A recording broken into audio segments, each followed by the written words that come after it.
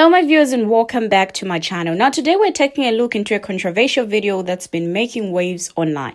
A Pamkala woman living in Guyana has sparked outrage with her insensitive comments about the country and its people. From making bizarre claims about her own beauty to flaunting her access to oil money, her remarks reveal a troubling mix of articism and entitlement. Now in this video we're going to break down the reactions to her video, unpack the implications of her comments, and explore why this matters. Now, claiming to be the most beautiful in Guyana, she flaunts her privilege, but it's not just her vanity that's appalling, it's her blatant articism. Exploiting Guyana's oil wealth, disrespecting the culture, glorifying the dark history of Johnstown, trivializing tragedy. Now, reacting to her video, a lot of people share their own thoughts on what she had to say in this video. With that said, let's take a look into these videos as I play her video first, then the reactions after her video. I will be right back. My favorite thing about Guyana is that I'm the prettiest girl here. Okay, I'm not even tooting my horn when I say that. It is a literal fact. Okay, I think it could be on Google. Imagine going to a country where you do not look anything like the locals and staying with your whole chest that the best part of being in that country is that you look better than everybody. Not the food, not experiencing the culture, not the weather, not your interactions with the local, is that you are the best looking woman on that island. Even though you look nothing like the natives. So what exactly are you trying to say? I mean, we know what you're trying to say. We know what you're trying to say. It's just like, that is such a crazy thing to post on the internet. And now your whole page is gone. I think this is a part, and her page was called Guyana Living. So she moved there because they found oil there. So which means the economy is about to start booming. And she's an opportunist, colonizer. So she went there because it's going to be up and coming. Money's really going to start flowing in, and she wants to get it from the ground level. This is why people still have a problem with a certain demographic finding their way to their countries, because they do not understand how to be a part of a culture without centering themselves into the culture. Like, I don't know if y'all saw that thing where it's going around where, you know, in a lot of countries where tourism is very big, the tourism is now starting to affect the culture in a very negative way.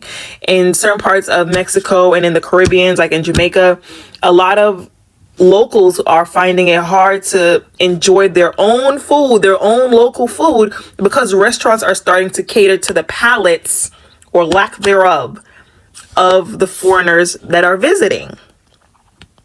Tourism is supposed to be a wonderful way for the local economy to make money, and also for people to experience the culture. But when you have people who come from somewhere else where they feel as though their culture and their background is superior in some weird fucking way, they decide to enforce it up on the locals. And here, I just can't fathom the idea that she would think that she looks better than Guyanese people.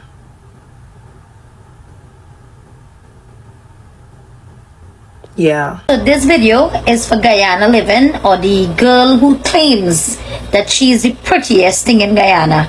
Let me tell you something. You can't want to say you're the prettiest thing in Guyana and you look like this. Kill you a whole dry weather cabbage. You looking like a white woman that's been in coconut tree. Guyana have some of the prettiest woman, darling. Wake up and smell the Lipton. You ain't even on the 5 bracket. Bye. What's going on, y'all? So, my Guyanese people, my Guyanese folks, let's address this whitey girl that's clearly a racist that's living in Guyana right now. And like she said, and you know, we're here for the oil money. Put your foot on her neck and don't take your foot off her neck. And so I'm trying to do my research before I address her. So apparently it looks like she's South African, which, if you know, you know. I'm not shocked that she's racist. Let me address her point about Jim Jones and Jonestown in Guyana. That massacre, you hear me, was 918 deaths. And of the 918 deaths, 901 of those were Americans. And eight were Guyanese. Guyanese folks, stop having people come in our country. Stop having people come in our country and take over. Y'all, I was in Guyana for about 7 weeks. I went to the airport a few times when I was in Guyana, and all I saw coming in, and I was in business class, people coming in. Take control of our country, because again, we're gonna be on the L. We're gonna be on the L, okay? Literally, homegirl thinks she ate, like she ate, and talking about pretty. What? That girl is not a pretty girl. That girl look like a Saki Winky. Don't have these people coming out of countries and playing our face like that. Alright, so when I made the video last week, I said it. I said Guyanese and Caribbean people in the world have an Anglo-Saxon mentality, whereby everything light and bright we put on a pedestal. Miss, you need to win Miss Guyana at least once before you can talk you're the most beautiful girl in Guyana. And even when you win it's only 1 year you can boast that you're the most beautiful girl. You don't check off none of the check bars that Caribbean men like. You don't have a Kim Kardashian look. You don't have a Cardi B look. Skinny is not it for Caribbean men. We like thick with curves. You don't have that. Wherever you come from, probably that's your beauty standard. But you need to talk that in your country, that you're the most beautiful woman in your country for those standards. I don't know the type of man who will be running you down and probably fill this up to you. But sad to say, I do not see this. And I keep telling Guyanese people all the time, stop every time you see these light-skinned people thinking that they like you the way how you like them. They don't like you the way how you like them, you know, because I will never go to a country and they welcome me with open arms and then talk I'm the most handsome man in this country. That's disrespectful to every man in that country. This is disrespectful to every woman in Guyana, right? And that is it. If you asked me if I had thoughts about the Guyana living girl and I said no, I'd be blatantly lying. Like, because I have so many thoughts and most of them not pretty, if not all.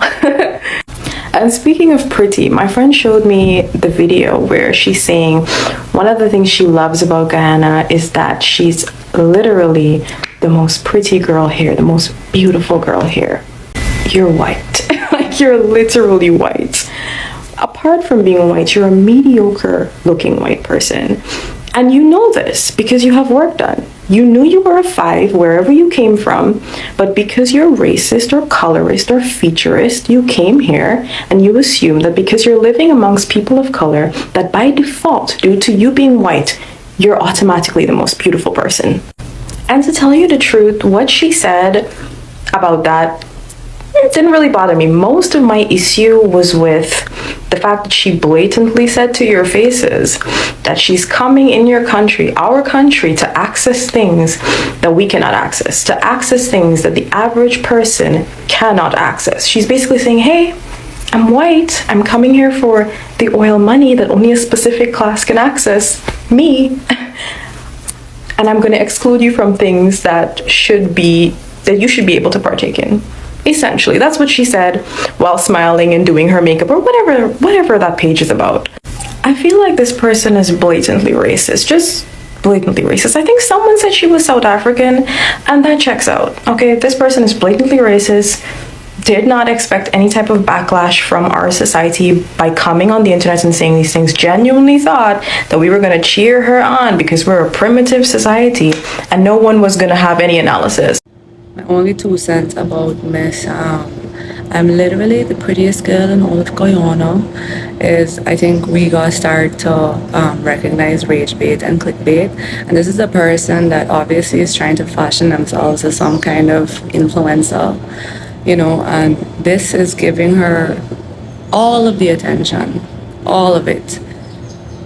I mean, we all have a right to our feelings and our reactions, but that's just my two cents to keep in mind that this is a win-win for her. This is driving people to her page to click on it, people are going to be keeping an eye on her now. Was her next move?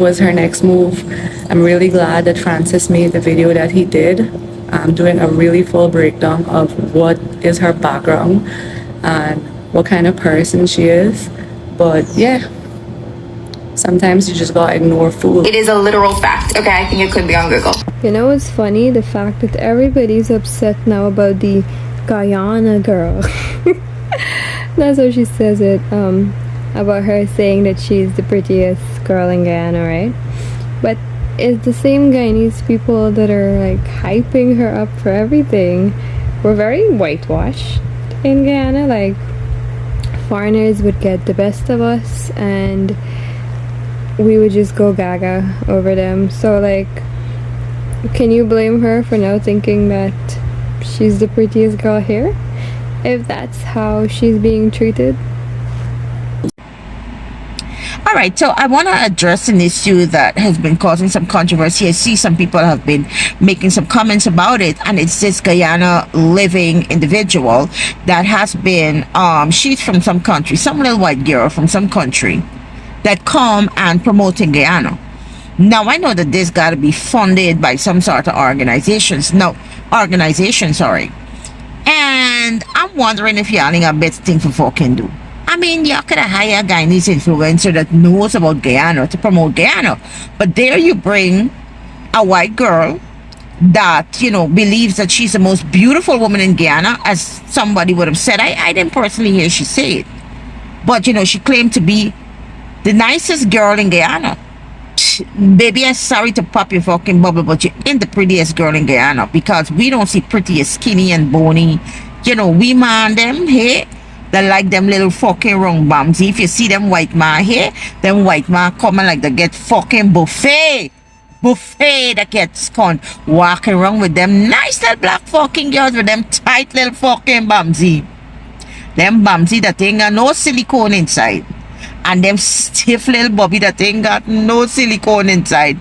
You know, so I'm happy to know that you come into our country and you're trying to promote us. Maybe, I don't know, on a tourism prospect or something of the sort. But the thing is that you seem to be focusing on the top tier of Guyana, all the fancy restaurants and stuff. You never stop by one of them carne shop where sell nice food, like probably me own, and taste nothing, because you're a little too bougie for though. You understand? But I want you to know that there's other tiers in Guyana. That is what makes us a society. Now, if you're gonna come to discover our country, you need to discover our fucking culture. Okay? I'm sorry for the bad words. I like cuss, got my mouth nasty. Now, you're promoting the top tier restaurants. Basically, it's American foods you're coming to promote. I never see you do a curry and a fucking roti, a egg ball, a black pudding. I never see you put none of them things in your mouth. No, that's the first problem I have. You understand? If you're going to promote Guyana, we are different layers of culture and people that makes us up as a country. Okay? Secondly, me see you put on an outfit and you holler, this is my Jim Jones outfit. Like, are you gonna fucking promote us as a Jim Jones nation? We are still scarred by a massacre of our people. Of almost 1,000 of our Guyanese people are 4 parents, you know?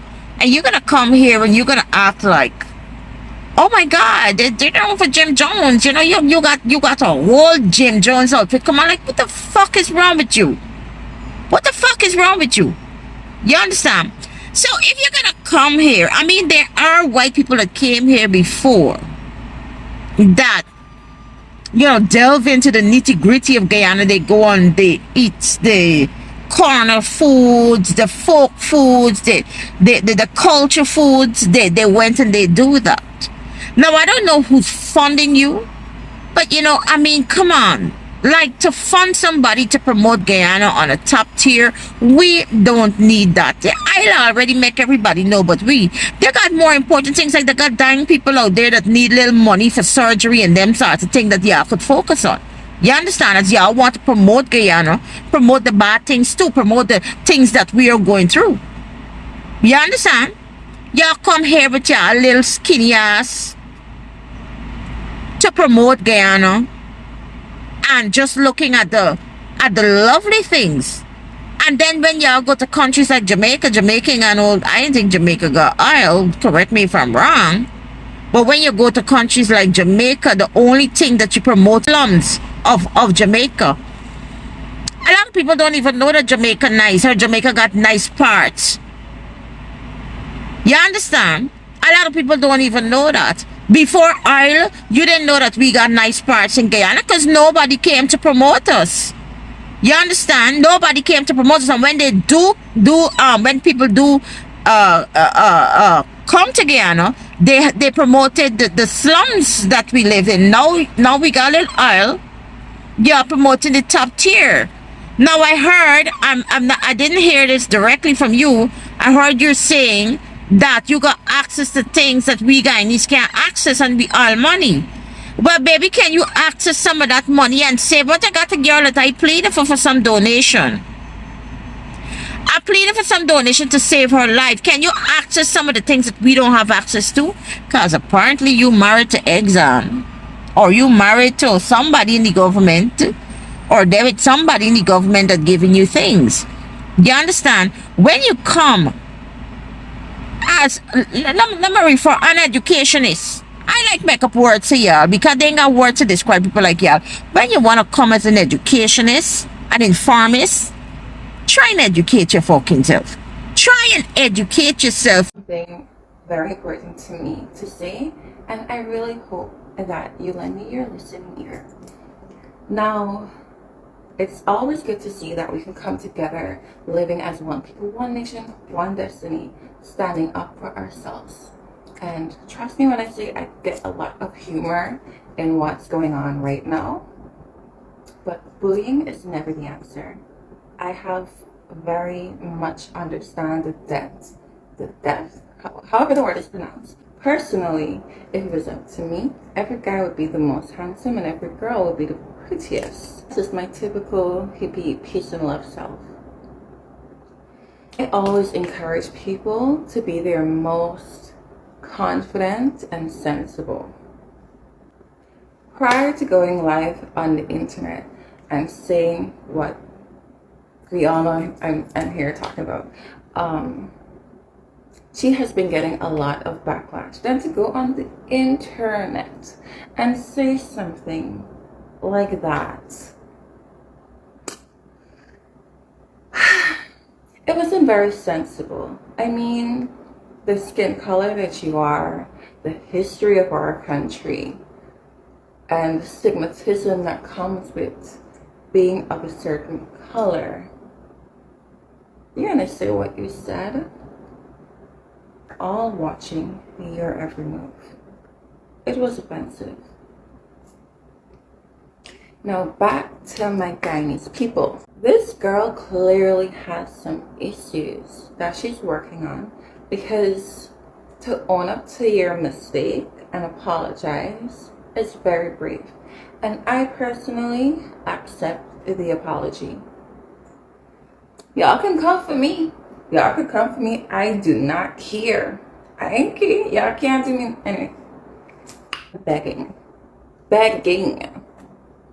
you guys, please stop the bullying before it gets to the point where we are known as the country that bullied the girl into suicide.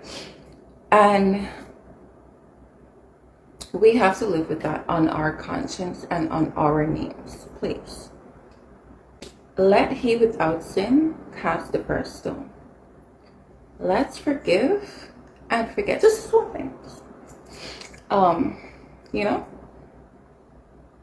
for the living in Guyana girl, really and truly, you need to make a braver gesture than just saying I'm sorry to us.